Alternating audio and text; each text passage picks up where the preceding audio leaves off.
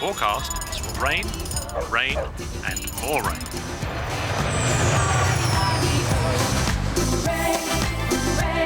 It's a holly, holly day. What a world of fun for everyone. Holly, holly day. Hooray, hooray. It's a holly, holly day. Sing summer songs, skip along. Holly, holly day. It's a holly, holly day. 5.5 hours and then we've got a 4.5-hour flight. We're going to get there tonight, late on. I don't give a damn whether ABTA agree. Can we negotiate another track? We've got a problem. Well, I wasn't expecting this today when I came in. 9 a.m. at Manchester Airport. Monarch Airlines announced a delay. Check-in supervisor Michael Shelbourne has the unenviable task of facing passengers with a 5.5-hour delay. The early morning Tenerife flight has a technical problem. Big problem with the aircraft, so we have to change the aircraft. And it's going to take that long? The aircraft won't be in until 14:45, which means your departure will be 15:40. Yeah, it is a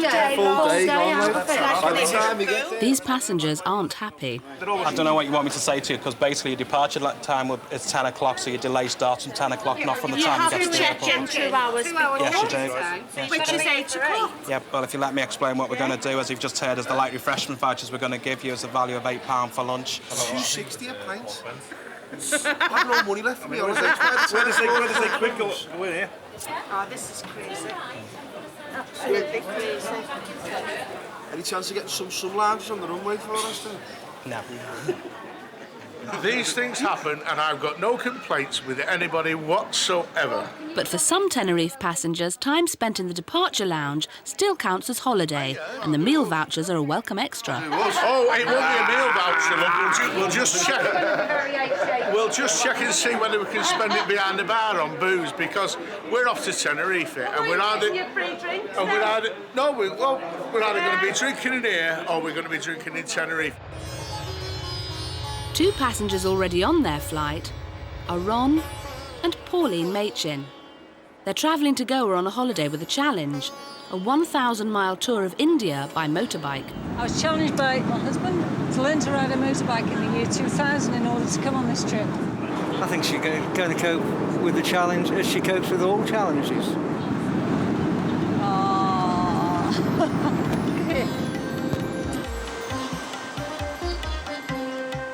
100,000 British holidaymakers fly to Goa for its beaches, markets and 5-star resorts. But Pauline and Ron won't be doing any of that.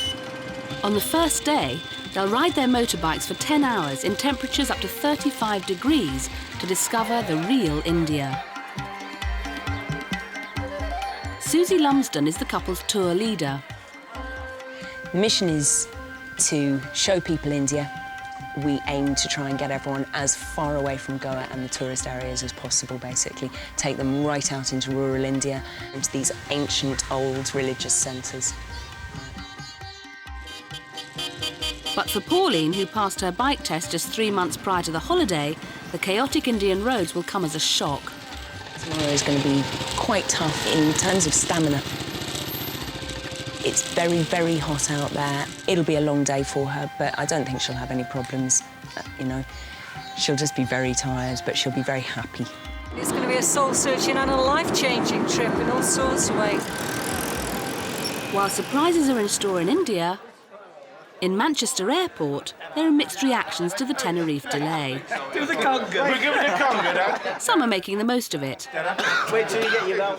But for others, the delay means a day lost from their holiday, or worse. Well, it's knackered it up completely, because I was going there, I had to make I was going for a job, and if I'm not there at that time, it's finished, there's no point going.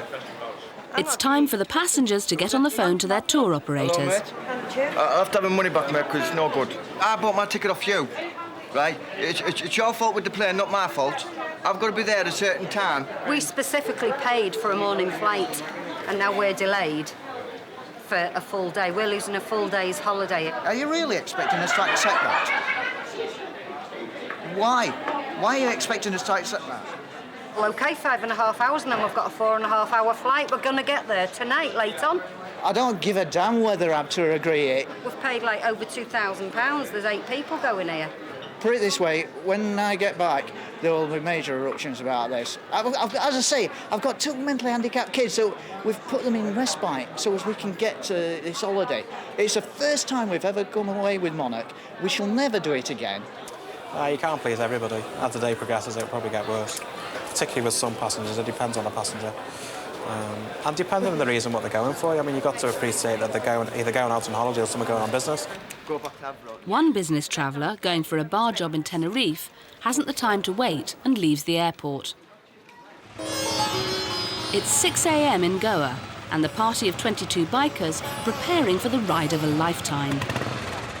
Ready for the challenge. After a traditional Indian blessing, the bikers are ready to go. As Pauline sets off, she rides over a lime for good fortune. Here we go. Soon, she's going to need all the help she can get.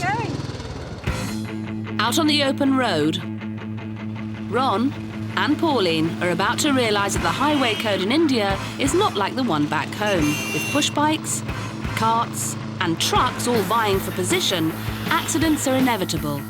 The bikers will need to keep their wits about them. Especially Pauline, as she misunderstands a trucker's hand signal and comes face to face with a bus. Hand signals are not what they seem in India, and service stations are not like they are back home. It is hairy, and the lorry drivers give you signals. But I misunderstood one of the signals and thought he wanted me to come by, instead of which he was telling me to slow down. With nearly disastrous consequences. I thought, oh my God, I'm single again. I didn't really like that idea. With the bikers enjoying a taste of India, back home, the delayed Tenerife passengers are enjoying a taste of Manchester Airport as the Aviance staff hand out their £8 meal vouchers. Whether you can actually use them in the bar. Excuse me, are those your refreshments on your £8? Yes. How much was the butty? £1? £3. £3 for the butty. Excuse me, I'm joking here. And it's little compensation when you're missing out on Tenerife's traditional speciality. We were actually going out for a Chinese, weren't we, tonight? Crispy duck. Crispy duck. We are... Our first meal. We had our meal arranged. American crispy dreamer. Duck, in the Chinese restaurant. That's what We'll have it tomorrow. What's red and invisible? No tomatoes. As the delay progresses, Michael is concerned about the amount of alcohol being consumed. The passengers feel they're just entering into the holiday spirit. Never caused nobody any harm or do anything. All we've done is have a laugh. When everyone's been moaning, tried to make the best of it. Sorry. We've had a warning. Spoken to the passengers, told them that they're not to have any more alcohol if they're under the influence of alcohol when they travel, or when they come to board, they will not be able to travel. Getting the warning was bad. For nothing. Still part of your holiday though, isn't it? One plane that is not delayed is the A330 Airbus, the newest and most advanced plane in the Monarch fleet. For fleet captain Dave Stealy, this is his favourite plane. It's just wonderful. We don't have any performance problems. We can put as much fuel on as we like. It goes forever. You know, a 12-hour flight is nothing. You can do well with 12 hours. Los Angeles direct from the UK with a full load of passengers is not an issue at all. It's a dream aeroplane. Today, it's flying to Sanford Airport in Florida, taking families to Disneyland. At this weight, with nearly a full load of passengers, we're going to go straight to 39,000 feet, and that means we're above most of the other traffic. All the Boeing 757s and that 767 generally can't get quite as high as quickly. So with a bit of luck, we'll get the routing we wish. For the passengers flying to Florida, this is the most fuel-efficient way to travel. Rotates. A normal saloon runs around, say, 30 miles per gallon, and you carry 4 passengers. We're getting about 160, admittedly with 374 passengers, but we're actually getting a fuel consumption better than a car. Not bad going, really. Little does Dave Stealy know, this won't be the dream flight that he imagines.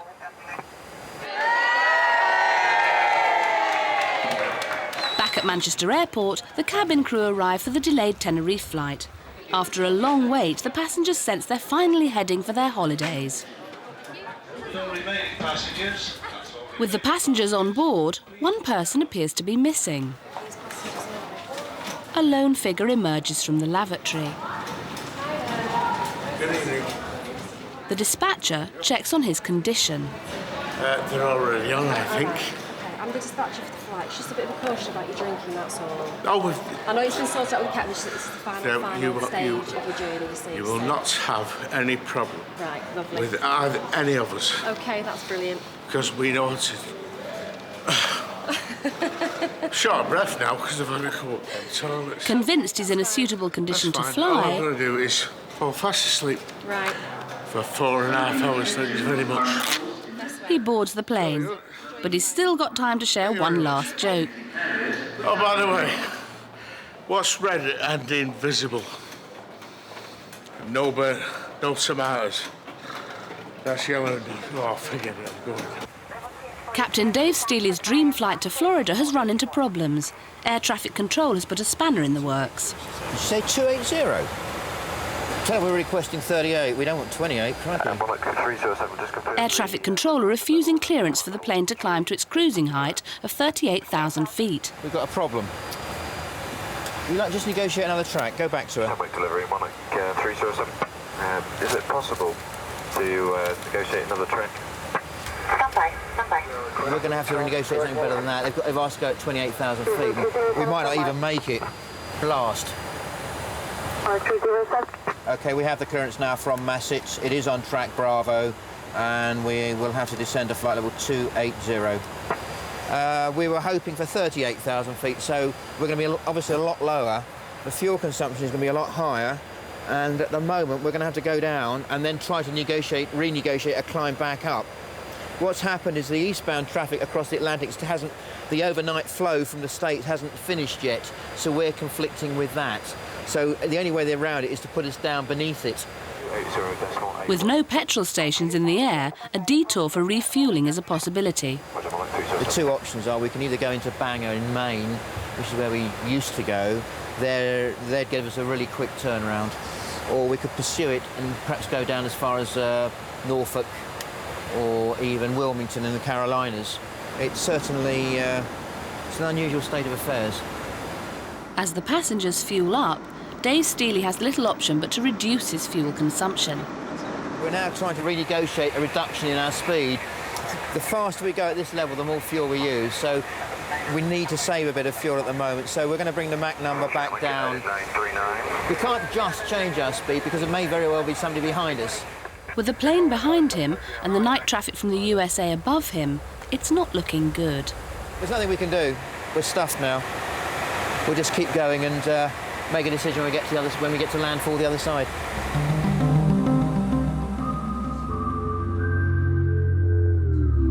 Like Dave Stealy's flight, energy is also an issue at Manchester Airport. For check-in supervisor Amanda, it's an unexpected problem. Looks like a power cut. Everything's gone down. By the sounds of it, it's gone down in T2 as well. It's been down probably 30 seconds now, so we're not aware what's actually going on. We're just waiting for somebody to get back to us.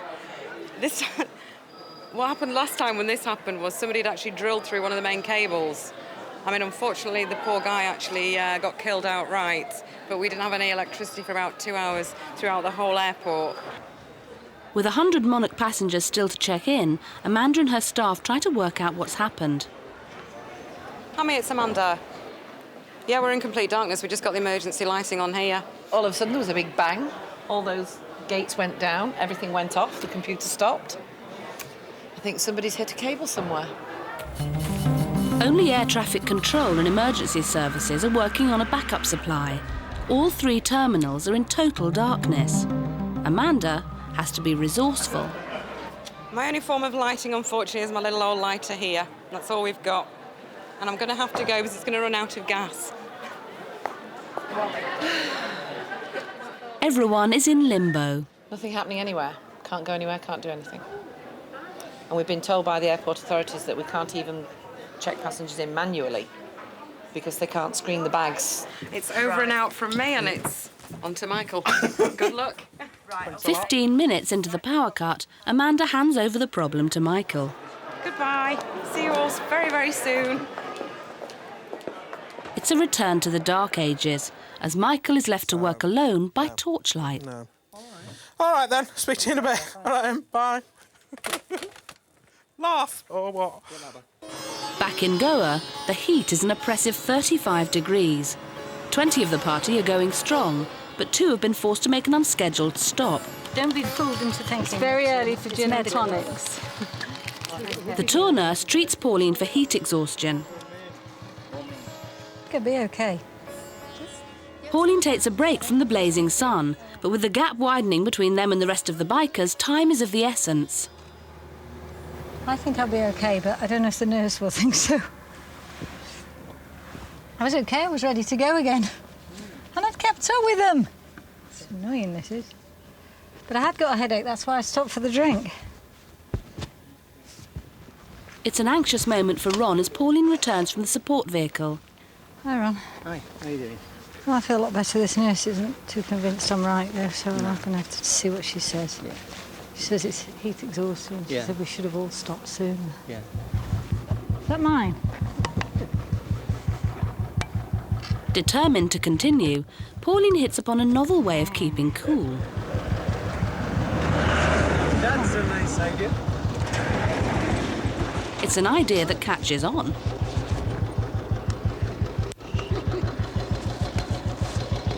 Oh, Ron, do it. It's beautiful. Oh, right. Here we go. No, there we go. Oh, my God. With the next 10 miles going to be the most difficult yet, everyone will need to keep a cool head. At Manchester Airport, Michael remains powerless. I wasn't expecting this today when I came in. Airports, obviously, they're not, we can't do anything at all. We're not even going to start doing any manual at all because the airport's not accepting, or security's not accepting any passengers through.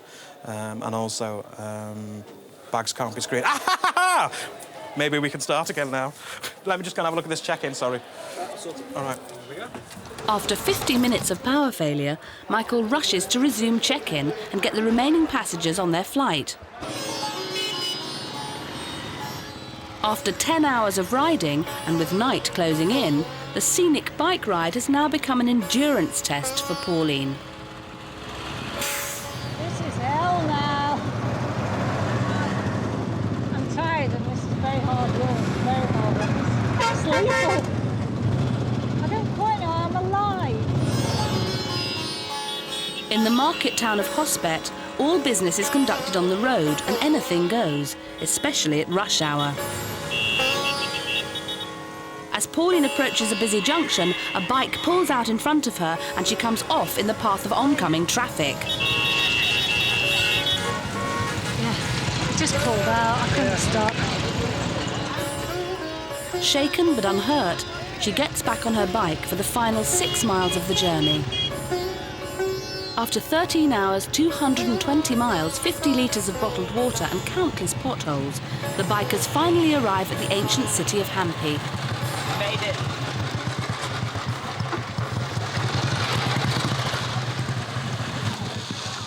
Ron is first to congratulate Pauline and to help her off her bike. I've got to ask you, how do you feel? Alive. Near the heaven and a hell of a place. That was one of the hard, well, it was by far the hardest thing I've ever done in my life. Susie sums up Pauline's trip. She's come a long way today, further than she's ever ridden before. And she's been fine. She's arrived. She's walking to the bar as we speak. Well done, Pauline. Now, the next chance is going to walk. Go on, then. I'll sort this out. As the Florida flight approaches Canada, Dave Stealy finally hears the news he wants from air traffic control. Now we get our climb at least we'll stabilise the fuel flow to what we were expecting on our initial plans. We won't lose any more fuel. Thrust climb 390 blue. With the Airbus A330 ascending to its optimum height and increasing its speed, it is a return to business as usual. 81. We've just levelled off at 39,000 feet, and that's the level I expect we'll maintain for the remainder of the flight now. The fuel flow in the engine is way back now. I'm still not happy about the fact we've used an awful lot of petrol that we needn't have used on the way across, but that's part of life. But we are guaranteed that we can get to Sanford now. 100, 50, 40, 30, 20, retard, 5. At Sanford Airport, the Airbus A330 arrives on time. Dave Stealy pops his handbrake on and checks his fuel reserves. So, fuel remaining is? He's in for a surprise. 8.3. Actually, that's very... Considering we thought we were going to be very short on fuel, that's all right. We've only burnt, what? About a tonne more than we thought we were going to by staying at 28,000 foot across the Atlantic. That's not bad going. I reckon we've done very well over that. This aeroplane is extremely fuel efficient. I've never actually gone across the Atlantic at 28,000 feet and think it's normally 38,000 feet. The lower level certainly would increase the fuel burn. I'm surprised how little it has actually increased that fuel burn. It actually worked out very well. I'm pleased about that. Put that behind my ear for later, and I now know. Even a fleet captain can have a voyage of discovery. It's day 2 of the Goa bikers trip. With the bikes left back at the hotel, everyone has time to relax and see the ancient sights of Hampi. For Pauline and Ron, it's a chance to reflect on the first and most challenging day of their holiday. It was an absolute nightmare. We couldn't use the clutch a lot on the bikes because they would overheat, and I ended up coming off rather dramatically. It took every ounce of courage I've got to get back on that bike and drive that final 10 kilometres. She had 40 years of experience yesterday, and I'm incredibly proud of her. I really am. She's wonderful. To see us. Hello. Come on. A star. Yeah.